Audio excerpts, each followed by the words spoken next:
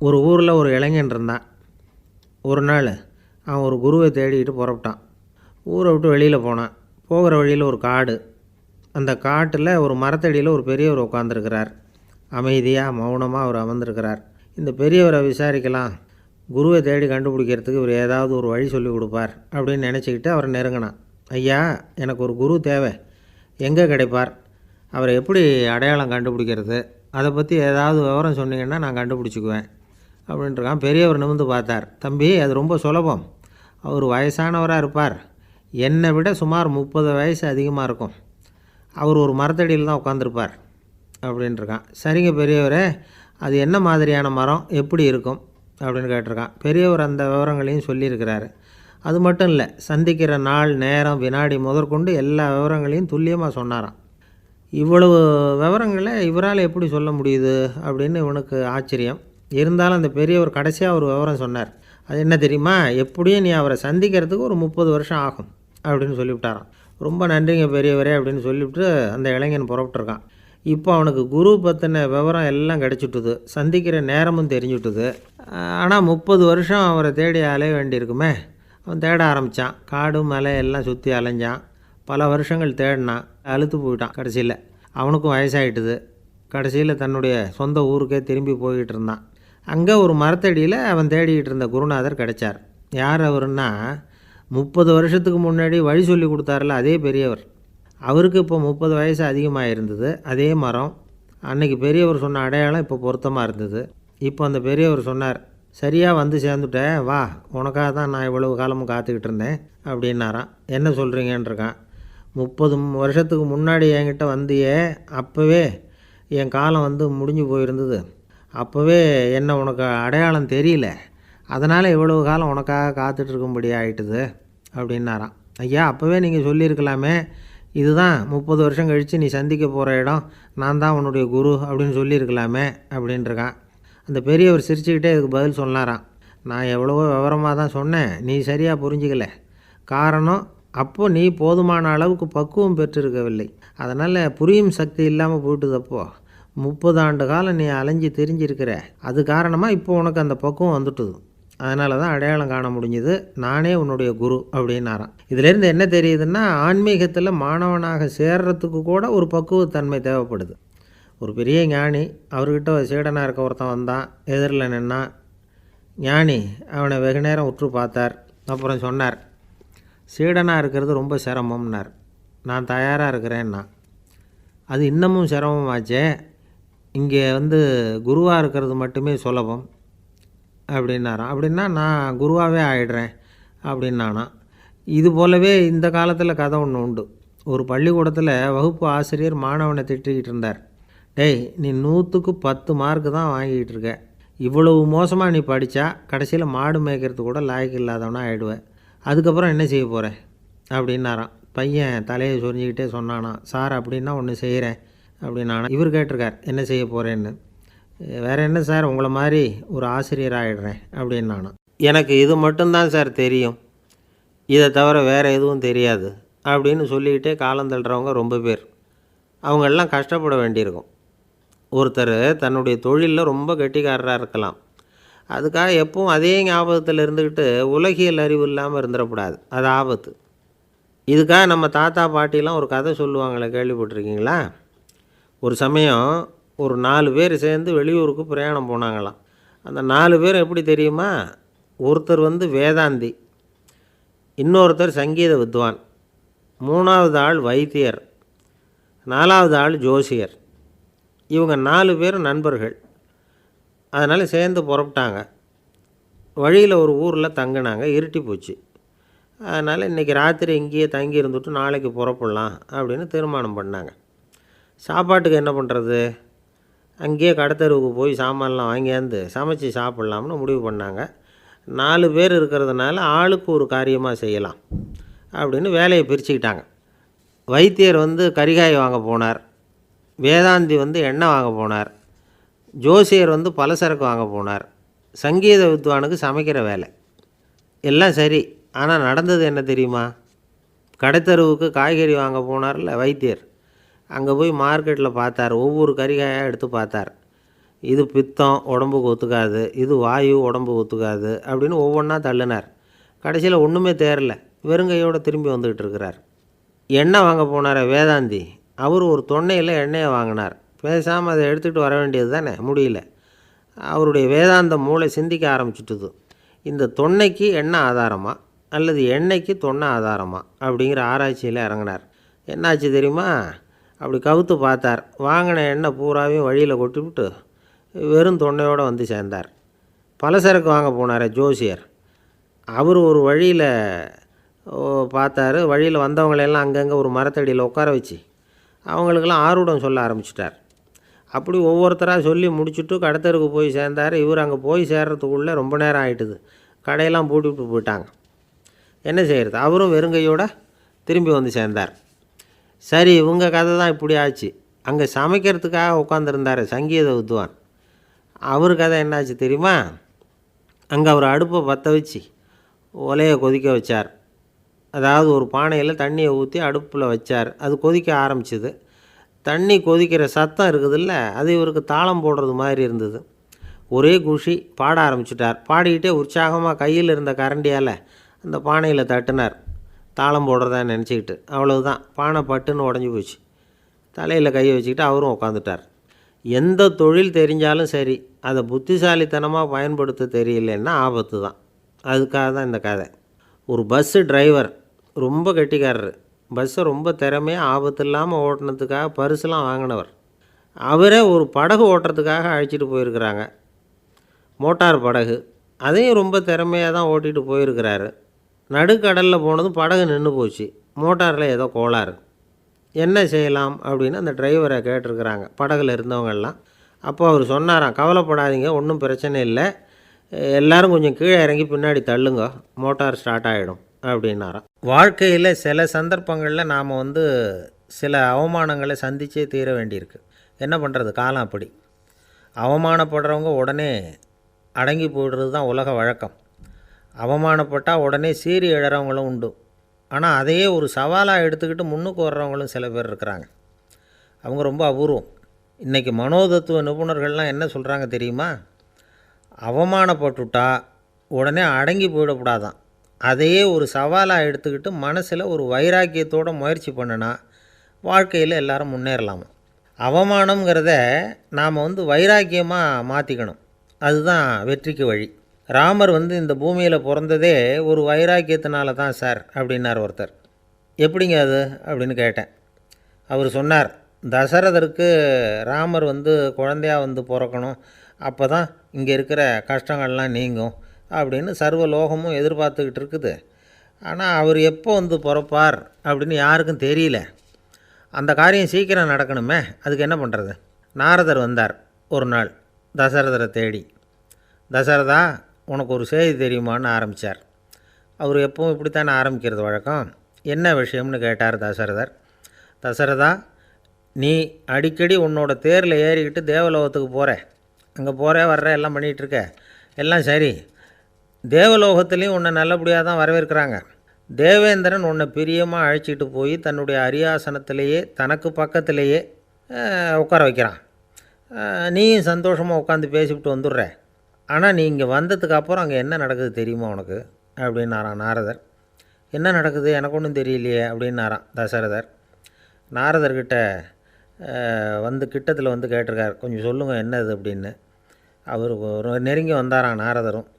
மெதுவாக அவர் காதோட காதாக சொன்னாராம். அதாவது நம்ம பாஷையில் சொல்லப்போனால் பற்ற வைக்கிறார். நீ அங்கே தேவேந்திரங்கிட்ட உட்காந்து பேசிவிட்டு வந்த பிறகு நீ அங்கே உட்காந்துருந்த அரியாசனத்தை தண்ணி ஊற்றி கழுவி சுத்தப்படுத்துகிறாங்க. நீ என்ன அந்த அளவுக்கு சுத்தம் இல்லாத ஆளா? தினம் குளிக்காமையாக இருக்கிற அப்படின்னாராம். தசரதருக்கு இது ரொம்ப அவமானமாக போயிட்டுது. அப்படியே செய்கிறாங்க அப்படின்னாராம். ஆமாம், நீ வேணும்னா நான் சொல்கிறது உண்மையா இல்லையா அப்படின்னு சோதனை பண்ணி பார்த்துக்கோ அப்படின்னாரான் நாரதர்.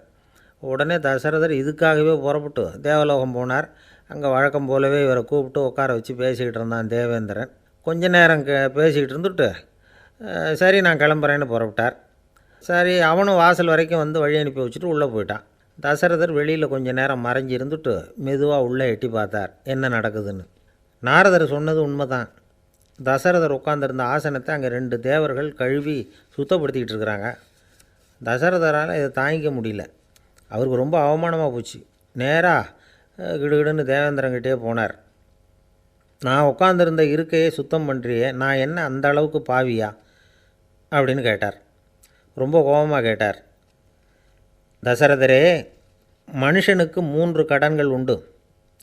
தேவ கடன், ரிஷி கடன், பித்ரு கடன். இதை தீர்க்காதவன் பாவியாகிறான். இதில் மகனை பெறுவதால் தான் பித்ரு கடன் தீரும். உனக்கு மகன் கிடையாது, அதனால் நீ பாவியாகிற. பாவி உட்காந்துருந்த இடம்ங்கிறதுனால அதை சுத்தம் செய்ய வேண்டியது எங்கள் கடமை அப்படின்னு நானும் தேவேந்திரன். இந்த இடத்துல தசரதருக்கு ஏற்பட்ட அவமானம் ஒரு வைராக்கியமாக மாறிச்சு. தேவேந்திரனே கேட்டுக்கோ, ஒரு மகனை பெற்ற பிறகு தான் இந்த சபையில் மறுபடியும் அடி எடுத்து வைப்பேன் அப்படின்னு சொல்லிவிட்டு போயிட்டாராம். போய் புத்திர காமேஷ்டி யாகம் பண்ணார். புத்திரர்கள் பிறந்தார்கள். இந்த கதையில் உள்ள கருத்து என்னென்னா, தேவேந்திரன் தசரதரை அப்படி அவமானப்படுத்தலைன்னா அவருக்கு இப்படி ஒரு வைராக்கியம் பிறந்திருக்குமா? யோசித்து பார்க்கணும். நமக்கு ஏற்படுகிற சில அவமானங்களையும் வைராக்கியமாக மாற்றிக்குவோம். அப்படி மாற்றிக்கிட்டோம்னா வாழ்க்கையில் முன்னேறலாம். நம்ம ஆளுங்க சில பேர் அவமானத்தை வைராக்கியமாக மாற்றிக்கிறது எப்படி தெரியுமா? நம்மக்கிட்ட ஒரு பையன் சொன்னான், எங்கள் அப்பா என்னை எல்லாருக்கும் முன்னாடி வச்சு திட்டிவிட்டார், பொறுப்பு இல்லாமல் ஊர் சுற்றுறேன்னு சொல்லி அவமானப்படுத்தி விட்டார். இனிமேல் நீ என் முகத்திலேயே முழிக்காதரா போடான்னு வேறு சொல்லிவிட்டார். எனக்கு ரோஷம் வந்துட்டுது. அந்த அவமானத்தை வைராக்கியமாக மாற்றிக்கிட்டேன். அன்னையிலேருந்து அவர் முகத்திலேயே முழிக்கிறது இல்லை அப்படின்னா. அப்படியான்னு கேட்டோம். ஆமாங்க, அவர் வீட்டில் இல்லாத நேரமாக பார்த்து உள்ளே சமையல் கட்டுக்கு போய் சாப்பிட்டுட்டு நைஸாக வெளியில் வந்துடுவேன் அப்படிங்கிறான் அவன். ஒரு பெரியவர் உட்காந்துருக்கிறார். அவரை சுற்றி அவருடைய தோழர்கள் உட்காந்துருக்கிறாங்க. ஏதோ ஒரு முக்கியமான செய்தியை அவர் அவங்களுக்கு சொல்லிகிட்டு இருக்கிறார். அவங்களும் ஆர்வமாக கேட்டுக்கிட்டு இருக்கிறாங்க. இந்த சமயத்தில் யாரோ ஒரு ஆள் வேகமாக அங்கே வர்றார். வர்ற வேகத்திலேயே எனக்கு ஏதாவது உதவி செய்யுங்க அப்படின்னு கேட்டுக்கிட்டே வர்றார். கேட்குறது உதவி, ஆனால் குரல் மிரட்டுறது மாதிரி இருக்குது, அதட்டி கேட்குறது மாதிரி இருக்குது. இதை கேட்டதும் அந்த பெரியவர் ஆத்திரப்படலை, ஆனால் அவரை சுற்றி இருந்தவங்க ஆத்திரப்பட்டாங்க. இதை பெரியவர் கவனித்தார். கொஞ்சம் அமைதியாக இருங்கன்னார். வந்தவரை கூப்பிட்டார். அவருக்கு சில பொருள்களை கொடுத்தார். என்னங்க இப்போ உங்களுக்கு மகிழ்ச்சி தானே அப்படின்னார். ஆ அப்படின்னு அலட்சியமாக அவர் சொல்கிறார். நான் உங்களை நல்ல முறையில் நடத்தினேன்னா அப்படின்னு கேட்குறாரு அவர் மறுபடியும்.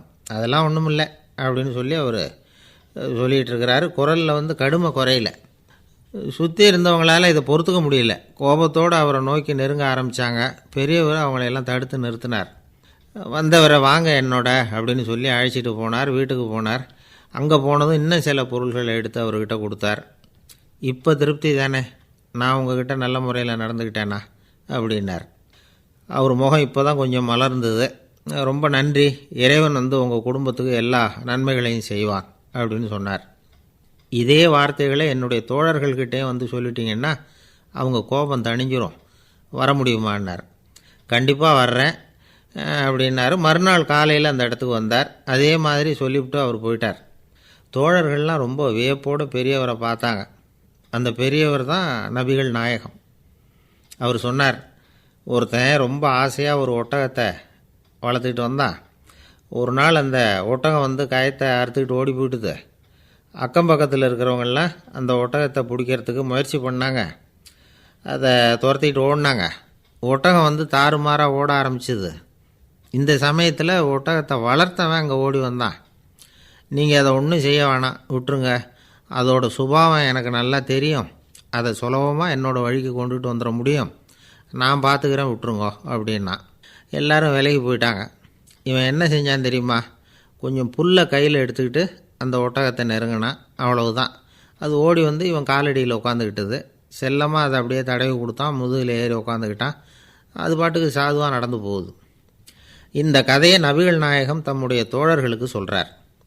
ஒட்டகத்தை மட்டும் இல்லை, சில மனிதர்களையும் கூட சில விதத்தில் அணுகி தான் அவர்களை சீர்திருத்த வேண்டியிருக்குது அப்படிங்கிறத அவங்களுக்கு உணர்த்தினார். இது ஒரு அழகான உளவியல் அணுகுமுறை. சில குடும்ப தலைவர்கள் கூட இந்த ஒட்டகம் மாதிரி நடந்துக்கிறது உண்டு. அப்புறம் அடங்கி போகிறதும் உண்டு. ஒரு குடும்ப தலைவர் காலையில் எழுந்திரிச்சதுலேருந்து சத்தம் போட்டு கத்திக்கிட்டு இருப்பார். பக்கத்தில் இருந்தவங்கெல்லாம் ஓடி போய் சமாதானம் பண்ணி பார்த்தாங்க. அவர் ஓயறது மாதிரி தெரியல. கடைசியில் அவர் மனைவி வந்தாங்க. நீங்கள் எல்லாம் விலைக்கு போயிடுங்க, அவர் சுபாவம் எனக்கு தெரியும், நான் பார்த்துக்கிறேன் அப்படின்னாங்க. சரின்னு எல்லோரும் போயிட்டாங்க. சாயந்தரமாக வந்து பார்க்குறாங்க, அவர் சத்தம் இல்லாமல் ஒரு மூலையில் உட்காந்துருக்கிறார். ரொம்ப சாதுவா. ஆச்சரியமாக இருந்தது. என்னம்மா பண்ணீங்கன்னு கேட்டாங்க. அது ஒன்றும் இல்லைங்க, ஒரு வேளை சாப்பாட்டை நிறுத்தினேன், பட்னி போட்டேன், அவ்வளவுதான் அப்படின்னாங்க அந்த அம்மா. கங்கை கரை தோட்டம் பக்கத்தில் ஒரு ஆசிரமம், அங்கே ஒரு பெரியவர் தங்கியிருக்கிறார். அவர் தான் ராமகிருஷ்ண பரமஹம்சர். அந்த ஆசிரமம் இருந்த இடம் கரக்பூர். வங்காளத்தில் பொதுவாக எல்லோரும் மீன் சாப்பிட்றது உண்டு. கங்கையில் குளிச்சுட்டு கையில் ஒரு மீனோடு வர்றது வழக்கம். இவர் இருக்கிற இடத்துக்கு கங்கையில் படகு வழியாக வரணும். அப்படி தான் எல்லோரும் வருவாங்க. வர்றவங்கள ஒன்று கூட்டி ஆன்மீக விஷயங்களை பற்றி பேசிக்கிட்டு இருப்பார். ஒவ்வொரு நாள் ஒவ்வொருத்தர் நகரத்துக்கு போகணும். வரும்பொழுது மீன் கொண்டுக்கிட்டு வரணும். அதுக்கு ஒரு அட்டவணையே உண்டு ஆசிரமத்தில். அது பிரகாரம் ஒரு நாள் சுவாமி யோகானந்தர் படகில் போனார். படகை செலுத்தினவங்க ராமகிருஷ்ணரையும் சுவாமி யோகானந்தரையும் மற்றவங்களையும் பித்தர்கள் அப்படின்னு சொல்லி ஏளனமாக பேசினாங்க. அவங்க என்ன பைத்தியம் பிடிச்சவங்க அப்படிங்கிறது மாதிரி. சுவாமி யோகானந்தருக்கு ரொம்ப மென்மையான இதயம். இவங்க இப்படி கண்ணாபின்னான்னு பேசுகிறத பார்த்தா மீனை வாங்கிட்டு திரும்புகிறப்போ என்ன நடக்குமோ அப்படிங்கிற பயம் வேறு வந்துட்டுது அவருக்கு. அவ்வளவு மென்மையானவர். இதை தெரிஞ்சுக்கிட்ட ராமகிருஷ்ணர், யோகானந்தா இங்கே வா அப்படின்னு கூப்பிட்டார். இவர் கண்ணீரை தொடச்சிக்கிட்டே கிட்ட போனார். சொன்னார், ஐயா, படகு ஓட்டுறவங்க உங்களை பற்றி மோசமாக பேசுகிறாங்க. என்ன திட்டினா பரவாயில்ல, ஆனால் உங்களை அவங்க திட்டுறாங்க, அதை என்னால் தாங்கிக்க முடியல அப்படின்னார். இதை கேட்டதும் ராமகிருஷ்ணருக்கு கோபம் வந்துட்டு தான். என்னது, உன்னுடைய குருவை பற்றி அவங்க மோசமாக பேசும்பொழுது நீ சும்மா இருந்தியா? வெளியில் போ அப்படின்னு விட்டார். குரு நிந்தனை செய்கிறப்போ அதை கேட்டுக்கிட்டு சும்மா இருக்கலாமா? குரு நிந்தனையை கேட்டால் பாவம் இல்லையா? என்னை தூற்றும்போது அவங்க வந்து பாவம் செய்கிறாங்க, அதை கேட்டுக்கிட்டு நீ சும்மா இருந்தால் நீயும் பாவம் செய்கிற அப்படின்னாராம். அடுத்த நாள் சுவாமி நிரஞ்சனானந்தர் போக வேண்டிய நாள். இவர் படகுல போகும்பொழுதும் அதே மாதிரி நடந்து தான். அவங்க மோசமாக பேச ஆரம்பித்தாங்க, திட்ட ஆரம்பித்தாங்க. அப்படி கேலி பண்ண ஒருத்தனை இவர் என்ன பண்ணார், பலார்னு கன்னத்தில் அரைஞ்சிட்டார். இன்னொருத்தனை கங்கையில் தூக்கி எறியறதுக்கும் தயாராகிட்டார். அதுக்கப்புறம் அவங்க யாரும் வாயை திறக்கலை. மீன் வாங்கிட்டு வர்றப்பவும் படகுல ஒரே அமைதி. அவ்வளவு பயம் அவங்களுக்கு. ராமகிருஷ்ணர் கூப்பிட்டு விசாரித்தார் என்ன நடந்ததுன்னு. இவர் சொன்னார், அவர் யோகானந்தா போகும்பொழுது என்ன நடந்ததோ அப்படியே தான் இப்போவும் நடந்தது. குரு நிந்தனை செய்கிறத கேட்டுக்கிட்டு நான் சும்மா இருப்பேனா? ஒருத்தனை அப்படியே அரைஞ்சுட்டேன், இன்னொருத்தனை ஆற்றுல தூக்கி போட்டுருவேன்னு பயமுறுத்தினேன், அவ்வளவுதான் அப்படின்னாராம். இப்போவும் ராமகிருஷ்ணருக்கு கோபம் வந்துட்டு தான். என்ன இது, அணியறது காஷாயம், இருக்கிறது ஆசிரமம், உனக்கு இவ்வளவு கோபம் வந்ததுன்னா அப்புறம் என்னத்துக்கு ஆசிரமத்தில் இருக்கணும்? பிரம்மச்சாரி எப்பவும் அமைதியாக இருக்கணும் அப்படின்னு அறிவுரை சொன்னாராம் ராமகிருஷ்ணர். அப்போ இவர் கேட்டாராம், ஏங்க அவருக்கு ஒரு விதமான அறிவுரை சொன்னீங்க, எனக்கு வேறு விதமாக அறிவுரை சொல்கிறீங்க, இதில் எது உண்மை அப்படின்னு கேட்டிருக்கார்.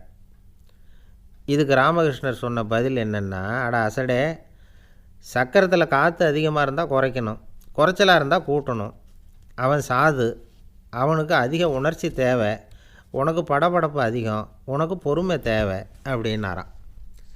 இதில் உள்ள கருத்து என்னென்னா, கல்விங்கிறது எப்படின்னா அதை சூழ்நிலைக்கு தகுந்த மாதிரி கற்பிக்கணும். எல்லாருக்கும் ஒரே மாதிரி கற்பிக்கக்கூடாது. கேட்குறவர் தகுதி, புரிஞ்சுக்கிற திறமை, இதை பொறுத்து கல்வி அமையணும். ஆரம்ப காலத்தில் ஒரு குரு, அப்போ ஒரு சீடன் இருந்தான். அது வேடிக்கையான குரு, வேடிக்கையான சீடன். ஒரு ஆசிரமம். ஒரு நாள் ஒருத்தன் அவசரமாக அந்த குருவை தேடி வந்திருக்கிறான். என்ன விஷயம்னு விசாரித்தார் குரு. உங்கள் சீடர் என்னை வந்து அடிச்சுட்டார் அப்படின்னு புகார் பண்ணானான் அந்த ஆள். குரு சீடனை கூப்பிட்டார். அடிச்சியா இந்த ஆளை அப்படின்னு கேட்டாரான். ஆமான் இருக்கான் சீடன். ஏன் அடித்தே அப்படின்னு கேட்டாரான். இந்த ஆள் உங்களை பற்றி மட்டமாக பேசிவிட்டான், என்னால் அதை தாங்கிக்க முடியல, அதனால தான் அடிச்சுட்டேன்ருக்கான். அப்படி என்ன பேசினான் அப்படின்னு கேட்டாரான். உன்னுடைய குருநாதர் இப்போல்லாம் அர்த்தமில்லாமல் பேச ஆரம்பிச்சிட்டார் அப்படின்னு சொல்லிவிட்டான், அதனால தான் அடிச்சுட்டேன் அப்படின்னானான். அதுக்காக அடித்தே அப்படின்னாரான். நான் அதுக்காக அடிக்கலை குருவே, இப்போல்லாம் நீங்கள் அர்த்தமில்லாமல் பேசுகிறதாக அவன் சொல்கிறான், அப்படின்னா இதுவரைக்கும் நீங்கள் அர்த்தத்தோடு பேசினதாகத்தானே அர்த்தம், அது தப்பு தானே, அதனால தான் அடித்தேன் அப்படின்னானா. ஒரு ஊரில் ஒரு ராஜா இருந்தார். பெரிய அரண்மனையில் தான் இருக்கிறார். எல்லா வசதியும் இருந்தது. இருந்தாலும் அவரை எல்லாரும் சொல்கிறது எப்படி தெரியுமா, பிச்சைக்கார ராஜா. அப்படி ஒரு பேர் அவருக்கு நிலச்சி போச்சு. ஜனங்களும் சரி, மற்ற தேசங்களில் உள்ளவங்களும் சரி, அவரை அந்த பேர் சொல்லியே குறிப்பிடுறது வழக்கமாக போட்டுது. இது அவருக்கு ரொம்ப கவலையாக போச்சு. என்ன இது, நம்மளை தேடி வர்றவங்களுக்கெல்லாம் நாம் சோறு போடுறோம், நம்ம புகழ்ந்து பாடல் ஏற்றி கொண்டு வர்ற புலவர்களுக்கெல்லாம் அவங்க எப்படி வந்தாலும் ஒருவேளை சோறு போடணுங்கிறது உத்தரவு. இவ்வளவுலாம் செஞ்சும் நம்மளை போய் பிச்சைக்கார ராஜான்னு எல்லாரும் சொல்கிறாங்களே, அது ஏன், எதுக்காக இப்படி சொல்கிறாங்க? இதுதான் ராஜாவுக்கு குழப்பம். சரி, இதை பற்றி நம்ம அமைச்சர்கள்கிட்ட கேட்கலாமா அப்படின்னு யோசனை பண்ணார். இந்த விஷயத்தை போய் அவங்கக்கிட்ட எப்படி கேட்குறதுன்னு அவருக்கு தயக்கமாக இருந்தது. கௌரவ குறைச்சலாக தெரிஞ்சுது அவருக்கு. சரி, சாதாரண குடிமக்கள்கிட்ட இதை பற்றி கேட்கலாமா அப்படின்னு யோசனை பண்ணார். கேட்கலாம், ஆனால் அவங்க யாரும் ராஜா முன்னாடி வந்து நின்று தைரியமாக பேசக்கூடிய அளவுக்கு இல்லை. ராஜாவோட குழப்பம் நாளுக்கு நாள் அதிகமாக போச்சு. கடைசியாக அவர் ஒரு முடிவுக்கு வந்தார். அதாவது இதை பற்றி ஒரு பிச்சைக்காரங்கிட்டே கேட்டு பார்த்துட்டா என்ன. இதுதான் அவர் பண்ண முடிவு. உடனே மாறு வேஷம் போட்டுக்கிட்டு நகர்வலம் போனார். ஒரு பிச்சைக்காரனை கண்டுபிடிச்சார். இதை பாருப்பா, நம்ம ராஜாவை எல்லாரும் பிச்சைக்கார ராஜான்னே சொல்கிறாங்களே, அதுக்கு என்ன காரணமாக இருக்கும் அப்படின்னு கேட்டார். அதுக்கு அவன் சொல்கிறான், இதுக்கான பதிலை இன்னும் ஒரு 30 நாளில் சொல்கிறேன் அப்படின்னா. உடனே இவருக்கு சந்தோஷம். உண்மையை அவங்ககிட்ட சொன்னார். நான் வேறு யாரும் இல்லை, நான் தான் இந்த நாட்டு ராஜா. இப்போ நீ என் கூடவே வந்துடு, அரண்மனையிலேயே தங்கிக்கோ. 30 நாள் கழித்து எனக்கு பதில் சொல்லிவிட்டு அதுக்கப்புறமா நீ போகலாம் அப்படின்னு சொல்லி அழைச்சிட்டு வந்துட்டார். அரண்மனையில் ஒரு மூலையில் அவன் தங்கறதுக்கு இடம் கொடுத்தார். தினம் 2 வேளையும் இவனுக்கு சோறு போடுங்க அப்படின்னு உத்தரவு போட்டார். ராஜா கொடுத்த இடத்துல போய் உக்காந்துக்கிட்டான் அந்த பிச்சைக்காரன். தினமும் அந்த அரண்மனையில் நடக்கிறதையெல்லாம் கவனிச்சிக்கிட்டு வந்தான். வேளைக்கு சாப்பாடு வரும், சாப்பிட்டுக்கிட்டு இருக்கான். இப்படி 30 நாள் முடிஞ்சுது. ராஜா வந்தார். என்ன, என்னோட கேள்விக்கு பதில் என்னன்னு கண்டுபிடிச்சிட்டியான்னார். கண்டுபிடிச்சிட்டேன்னா.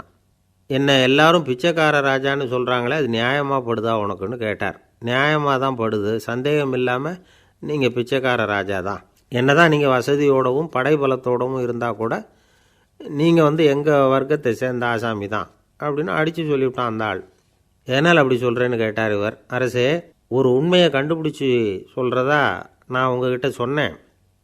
நீங்கள் ராஜ பரம்பரைன்னா உடனே உங்கள் கழுத்தில் கிடக்கிற முத்து மாலையை கழட்டி பரிசாக கொடுத்துருப்பீங்க, பொன்னையும் மணியையும் கொடுத்துருப்பீங்க. ஆனால் நீங்கள் அப்படி செய்யலை. என்னை ஒரு மூலையில் உட்கார வச்சு 2 வேளை சோறு போட சொன்னீங்க. உங்களை தேடி யார் வந்தாலும், யார் பாராட்டி பேசினாலும் அல்லது பிரச்சனைகளை சொன்னாலும் நீங்கள் செய்கிற ஒரே காரியம் சோறு போடுறது தான். பிச்சைக்காரனுக்கு சோறு மட்டும்தான் உலகம். உங்கள் விஷயத்துலேயும் நீங்கள் அப்படி தான் நினைக்கிறதாக தெரியுது. நல்லா கவனிங்க. எந்த ஒரு பிரச்சனைக்கும் சோறு தான் முடிவுன்னு நினைக்கிறீங்க பாருங்கள். நீங்கள் சந்தேகமில்லாத எங்களை சேர்ந்த ஆள் தான் அப்படின்னு விட்டான் அந்த பிச்சைக்காரன். அதுக்கப்புறம் தான் அந்த ராஜா தன்னுடைய தவறுகளையெல்லாம் திருத்திக்கிட்டாராம். பசின்னு வர்றவங்களுக்கு சோறு தான் போடணும், அது தப்பு இல்லை. பாராட்ட வர்றவங்களுக்கெல்லாம் சோத்தையே போட்டு அனுப்புனா இப்படி தான் பேர் வரும். எனக்கு தெரிஞ்ச ஒருத்தர் தினமும் யாராவது ஒருத்தரை தன் வீட்டுக்கு அழைச்சிட்டு போவார், சாப்பாடு போட்டு அனுப்புவார். முன்னறிவிப்பு இல்லாமல் திடீர்னு ஒரு விருந்தாளியோடு வீட்டில் போய் இவர் நிற்கிறது வழக்கம். அந்த அம்மாவும் இவருக்காக தயார் பண்ணி வச்சுருந்ததை இவர் அழைச்சிட்டு வந்திருக்கிற விருந்தாளிக்கு போட்டுருவாங்க. விருந்தாளி சாப்பிட்டுட்டு போனதுக்கப்புறம் இவர் மனைவிகிட்ட உனக்கு சிரமம் வேணாம் அப்படின்னு சொல்லிவிட்டு பக்கத்தில் உள்ள ஒரு ஹோட்டலுக்கு போய் காசு கொடுத்து சாப்பிட்டுட்டு வந்துடுவார். பல நாள் இப்படி நடக்கும். ஒரு நாள் அவரை தனியாக கூப்பிட்டுக்கிட்டு போய் ஏன் இப்படி பண்ணுறீங்கன்னு கேட்டோம். அதுக்கு அவர் சொல்கிறாரு, எங்கள் வீட்டு சாப்பாட்டிலேருந்து தப்பிக்கிறதுக்கு எனக்கு வேறு வழி எதுவும் தெரியல சார், அதனால தான் இப்படி பண்ணிகிட்ருக்கிறேன் அப்படின்னார் ரொம்ப பரிதாபமாக. ஒருத்தர் முகத்தை தொங்க போட்டுக்கிட்டு ஒரு மாதிரியாக வந்தார். என்ன விஷயம்னு விசாரித்தேன். என்னுடைய நண்பன் ஒருத்தங்கிட்ட கருத்து வேறுபாடு, இனிமேல் நமக்குள்ளே எந்த சம்மந்தமும் வேணாம்னு நட்பை முறிச்சிட்டு வந்துட்டேன்னா. நண்பர்கள்னு இருந்தால் கருத்து வேறுபாடு வரத்தான் செய்யும்னு. கருத்து வேறுபாடு வராமல் இருக்கிறதுக்கு ஏதாவது வழி உண்டா அப்படின்னு கேட்டாங்க. அதை பற்றி நிபுணர்கள் சில யோசனைகளை சொல்லியிருக்கிறாங்கன்னு. முதல் விஷயம் என்னென்னா, உங்கள் நண்பனுக்கு ஒரு செய்தி சொல்லணும்னா அதை நீங்களே நேரடியாக சொல்லுங்கள், அல்லது உங்கள் கைப்பட கடிதம் எழுதுங்க. அதாவது நேரடி தொடர்பு முக்கியம். அதை விட்டுட்டு இன்னொருத்தர் மூலமாக நண்பர்களுக்கு செய்தி அனுப்புனா நீங்கள் சொல்கிற செய்தி அப்படியே போய் சேராது, அது சேதமாயிடும். கூட்டி குறைச்சி சொல்லிவிடுவாங்க, அது குழப்பத்தில் கொண்டாந்து விட்டுரும். இது ஒரு யோசனை. 2வது யோசனை என்னென்னா, நீங்கள் ஒரு நல்ல காரியத்தை செய்யும் பொழுது உங்கள் நண்பரையும் சேர்த்துக்குங்க, அவருக்கும் அதில் ஒரு ஈடுபாட்டை உருவாக்குங்க. 3வது யோசனை, நம்ம பக்கத்தில் இருக்கிற நண்பர் மகிழ்ச்சி அடைகிற மாதிரி ஏதாவது செய்யணும். சின்ன சின்ன செயல்களாக இருந்தாலும் பரவாயில்ல, அவர் நமக்கு எதுவும் செய்யலையே, நாம் எதுக்கு செய்யணும் அப்படின்னு நினச்சிக்கிட்டு இருக்கக்கூடாது. 4வது யோசனை என்னென்னா, உங்களுக்கு ஒரு பிரச்சனையா அல்லது உங்கள் நண்பருக்கு ஒரு பிரச்சனையா, எதுவாக இருந்தாலும் 2 பேரும் சேர்ந்து உட்காந்து ஆலோசனை பண்ணுங்கள். நம்ம யோசனையும் கேட்கப்படுதே அப்படிங்கிற நினைப்பே அவருக்கு ஒரு மன நிறைவை உண்டாக்குமா. 5வது யோசனை, உங்கள் நண்பர் ஏதோ ஒரு காரியத்தை செய்கிறார், நீங்கள் உடனே அவசரப்பட்டு நீ செய்கிறது தப்புன்னு தீர்ப்பு சொல்லக்கூடாது. அவர் அதை செய்கிறதுக்கான நியாயங்கள் எவ்வளவோ இருக்கும், அதை புரிஞ்சுக்கிறதுக்கு முயற்சி பண்ணணும். 6வது யோசனை, உங்கள் நண்பர் என்ன சொன்னாலும் அதை பொறுமையாக கேளுங்க. அவர் சொல்கிறத புரிஞ்சுக்கணும், அவர் சொல்ல விரும்புகிறத புரிஞ்சுக்கணும், அவர் சொல்ல முடியாமல் தவிக்கிறதையும் புரிஞ்சுக்கணும். இப்படி 3 விதமாகவும் அவரை புரிஞ்சுக்கிட்டு அதுக்கு தகுந்த மாதிரி செயல்படணும். 7வது யோசனை என்னென்னா, உங்கள் நண்பர் உங்ககிட்ட ஏதோ ஒரு கருத்தை சொல்கிறார், அது உங்களுக்கு பிடிக்கல, அதுக்காக உடனே நீ சொல்கிறது சரியில்லை, நான் ஒத்துக்க மாட்டேன் அப்படின்லாம் மறுத்துக்கிட்டு இருக்கக்கூடாது. அவர் சொல்கிறத கேட்கணும், பொறுமையாக சிந்திக்கணும், அதுக்கப்புறம் பதில் சொல்லணும். இப்படிலாம் நடந்துக்கிட்டால் நண்பர்களுக்குள்ள கருத்து வேறுபாடு வர்றதுக்கு வாய்ப்பே இருக்காது அப்படின்னு வல்லுநர்கள் தொகுத்து சொல்லியிருக்கிறாங்க இந்த யோசனைகளை. எனக்கு தெரிஞ்ச சில நண்பர்கள் உண்டு, அவங்களுக்குள்ளேயும் கருத்து வேறுபாடுகள் வராமல் இருக்கிறதுக்கு சில நுட்பங்களை கையாளுறது உண்டு. ஒருத்தர் சொன்னார், அந்த டாக்டர் சின்ன வயசுலேருந்து என் கூட பழகினவர், நாங்கள் 2 பேரும் இணை பிரியாத நண்பர்கள், இருந்தாலும் எனக்கு உடம்பு சரியில்லைன்னா நான் அவர்கிட்ட வைத்தியம் பார்த்துக்க மாட்டேன் அப்படின்னார் ஒருத்தர். ஏன் அப்படின்னு கேட்டேன். எங்கள் நட்பு கெட்டுப்போடக்கூடாது இல்லையா, அதனால தான் அப்படின்னார் இவர். ஒரு ஆசாமி வேகமாக ஓடிக்கிட்டு இருந்தான். ஏன் இப்படி ஓடுறேன்னு கேட்டார் இன்னொருத்தர். அங்கே ஒரு ஆள் அடிபட்டு கிடக்கிறான், அதை பார்த்தேன், உடனே ஓடுறேன்னா. எங்கேன்னு கேட்டார். ஆஸ்பத்திரிக்குன்னா. ஒரு ஆள் அடிபட்டு கிடக்கிறத பார்த்தா உடனடியாக நாம் செய்ய வேண்டியது முதல் உதவி, அதுக்கப்புறம் தான் ஆஸ்பத்திரி. இன்றைக்கி விபத்துங்கிறது சர்வசாதாரணமாக நடந்துக்கிட்டு இருக்குது. வாகன விபத்து, வெடிகுண்டு விபத்து, தீ விபத்து, கட்டடம் சரியறது, பூகம்பம், இப்படி நிறைய நடக்குது. ஒரு விபத்தை பார்த்துட்டா நம்மளில் பல பேர் நமக்கு என்னத்துக்கு வம்புன்னு ஒதுங்கி போயிடுறதும் உண்டு. சில பேர் துணிஞ்சு கிட்ட போய் உதவி செய்கிறதும் உண்டு. அப்படி உதவி செய்ய நினைக்கிறவங்களுக்கு உபயோகப்படுற தகவல் இது. விபத்தில் காயமடைஞ்சவங்களை 3 பிரிவாக பிரிக்கலாமா. முதல் வகை கொஞ்சம் சீரியஸானது, உயிருக்கு உடனே ஆபத்து தரக்கூடியது. மூளை காயம், முகம், கழுத்து காயங்கள், இருதயம், நுரையீரல் காயங்கள், வயத்தில் உள்ளுறுப்பு காயங்கள், அதிகப்படியான இரத்தப்போக்கு, இதனால எல்லாம் பாதிக்கப்பட்டிருந்தால் அது முதல் வகை அப்படின்னு நாமளே மனசுக்குள்ளே முடிவு பண்ணிக்கணும். இவங்களுக்கெல்லாம் உடனடியாக முதல் உதவி கொடுக்கணும், தாமதப்படுத்தாமல் ஆஸ்பத்திரிக்கு கொண்டுகிட்டு போயிடணும். இப்படி கொஞ்சம் எச்சரிக்கையாக நடந்துக்கிட்டால் அவங்களில் பல பேரை காப்பாற்றி போடலாம்.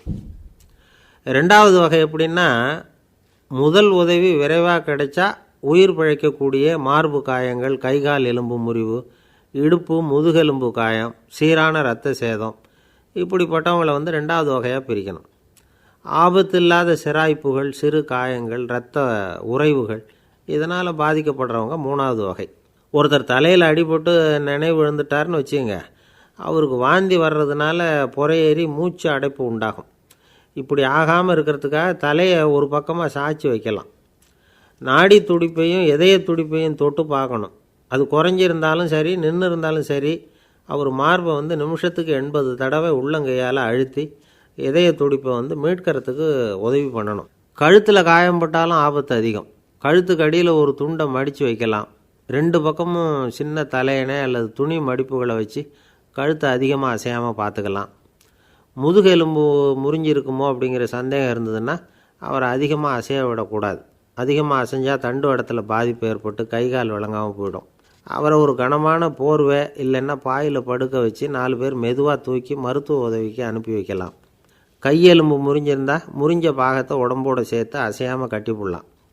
கால் எலும்பு முறிஞ்சிருந்தால் மற்ற காலோடு சேர்த்து கட்டி போடலாம். முறிஞ்ச பாகம் தொங்காமல் பார்த்துக்கணும், அப்போ தான் வீக்கம் உண்டாகாமல் இருக்கும். வெட்டு காயம், குண்டடிப்பட்ட காயம், இதிலெல்லாம் இரத்தப்போக்கு அதிகமாக இருக்கும். ரத்தம் வெளியேற ஆபத்து அதிகம். சுத்தமான துணியை பல மடிப்புகளை மடித்து காயத்தின் மேலே வச்சு அழுத்தமாக ஒரு 10 நிமிஷம் பிடிச்சிக்கணும். ரத்தம் நின்ன உடனே காயத்துக்கு கட்டு போடலாம்.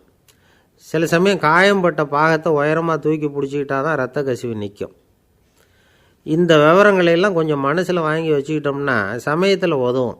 ஏன்னா இந்த காலத்தில் விபத்து எந்த ரூபத்தில் எப்போ வரும்னு யூகிக்கவே முடியல.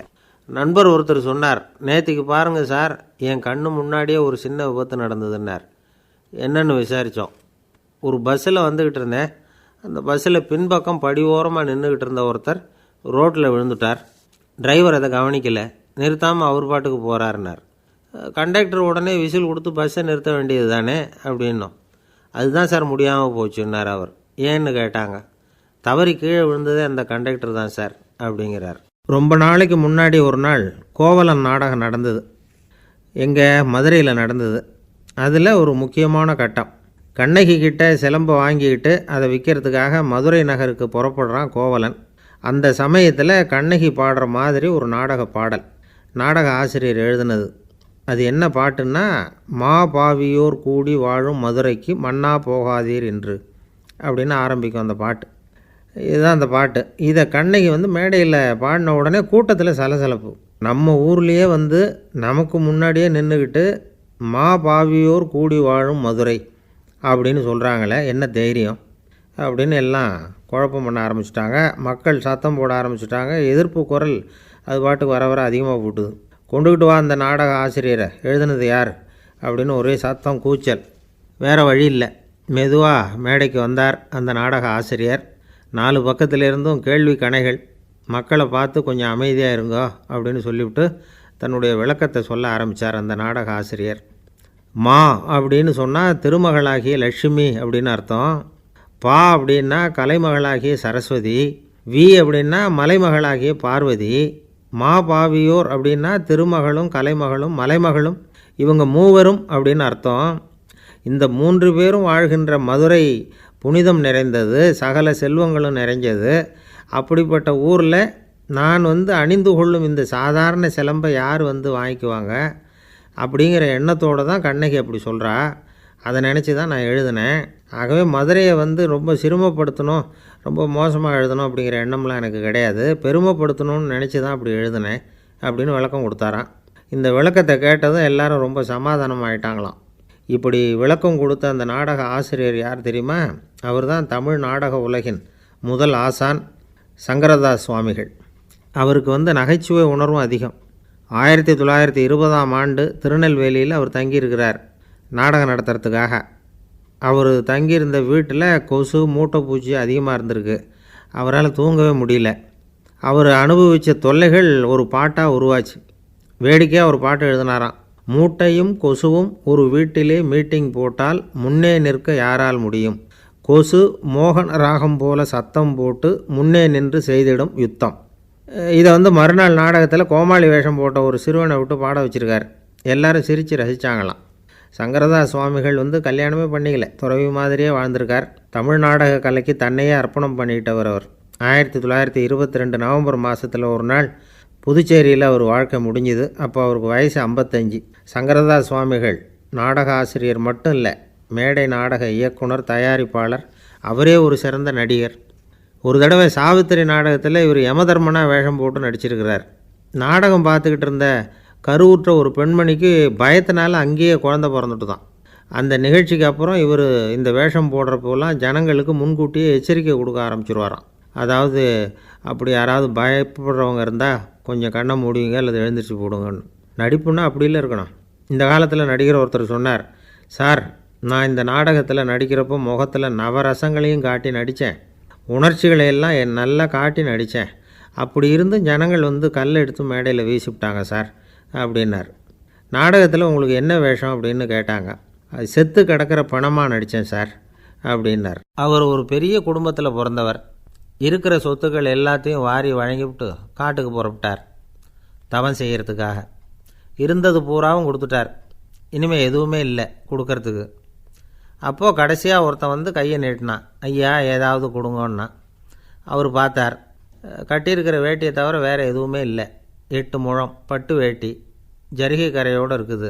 கடைசியாக அதை தான் எடுத்து கட்டிக்கிட்டு அவர் புறப்பட்டுக்கிட்டு இருக்கிறார். அவர் பார்த்தார், எதிரில் அவன் பரிதாபமாக நின்றுக்கிட்டு இருக்கிறான். அந்த 8 முழ வேட்டியை 2ஆக கிழிச்சார். 4 முழத்தை அவங்ககிட்ட கொடுத்துட்டு மீதி 4 முழத்தை தன்னுடைய இடுப்பில் கட்டிக்கிட்டு அவர் காட்டுக்கு போயிட்டார். இவன் என்ன பண்ணான் தெரியுமா? கையில் கிடைச்ச 4 முழத்தை எடுத்துக்கிட்டு கடை வீதிக்கு போனான். பழைய பட்டு வேட்டி, ஜருகை இதெல்லாம் விலைக்கு வாங்குகிற வணிகர் ஒருத்தர் இருந்தார். அவர்கிட்ட போனான். இதை விலைக்கு எடுத்துக்கிறீங்களான்னு கேட்டான். அவர் வாங்கி பார்த்தார். ஆஹா, ரொம்ப அருமையான வேட்டி, விலை ஒசந்த ஜரிகை, இது ஏது உனக்குன்னு கேட்டார். அவன் நடந்ததை சொன்னான். அப்படின்னா ஒன்று செய், இந்த வேட்டியோட இன்னொரு பாதியையும் மெதுவாக வாங்கிட்டு வந்துரு, உனக்கு நிறைய பணம் தரேன் அப்படின்னார் அந்த வணிகர். இவன் கொஞ்சம் யோசனை பண்ணி பார்த்தான். கொஞ்சம் இருங்க, தான் வந்துவிட்றேன் அப்படின்னு சொல்லிவிட்டு நேராக காட்டுக்கு போனான். அவர் எங்கே இருக்காருன்னு தேடி கண்டுபிடிச்சான். அவர் ஒரு இடத்துல தவக்கோலத்தில் இருக்கிறார். கட்டியிருந்த இடைவேட்டியும் அவரை அறியாமலே நழுவி கீழே விழுந்து கிடக்குது. இவனுக்கு ரொம்ப வசதியாக போச்சு. அவரை கேட்க வேண்டிய அவசியமே இல்லை. மெதுவாக சத்தம் போடாமல் அடிமேல் அடி வச்சு நெருங்கினான். அவர் கண்ணை மூடிக்கிட்டு அவர் பாட்டு நின்றுக்கிட்டு இருக்கார். இவன் மெதுவாக போய் கீழே கிடந்த அந்த துணியை எடுத்துக்கிட்டு சத்தம் போடாமல் திரும்பி நடந்தான். அப்படி கொஞ்சம் தூரம் நடந்திருப்பான்.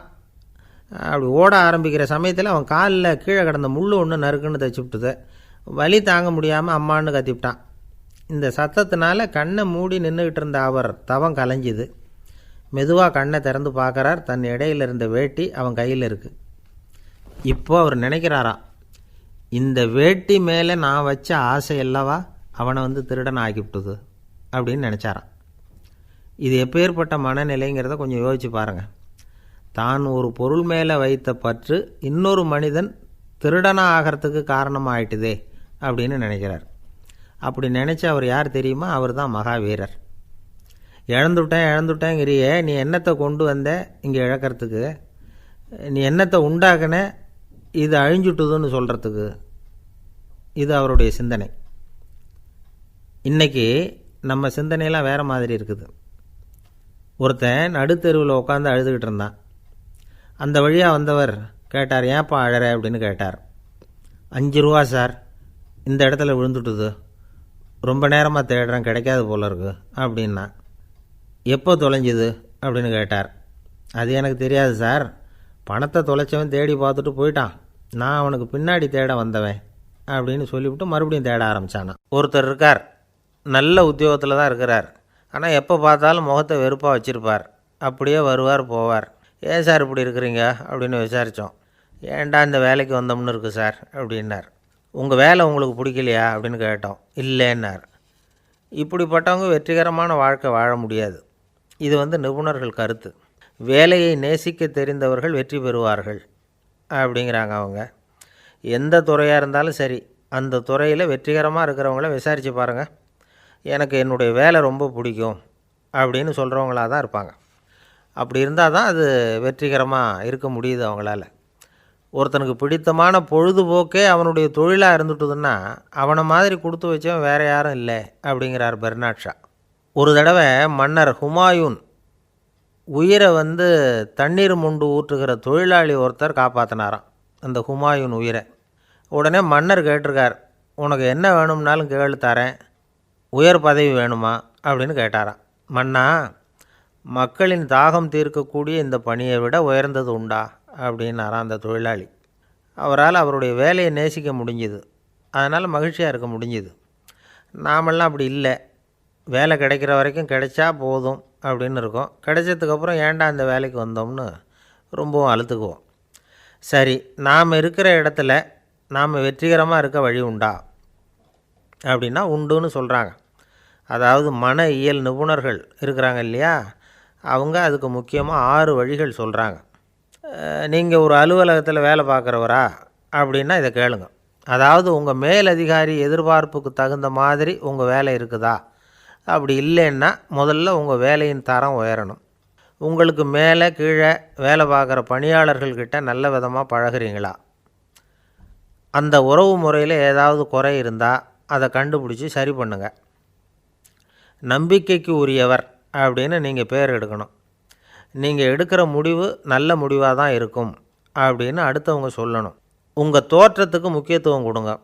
இது மனம் உடல் ரெண்டும் சம்மந்தப்பட்டது. அதனால் மனசையும் ஆரோக்கியமாக வச்சுருக்கணும், உடம்பையும் ஆரோக்கியமாக வச்சுருக்கணும். உங்களுடைய நிர்வாகம் செயல்படுற விதத்தை நல்லா புரிஞ்சு வச்சுக்கணும்.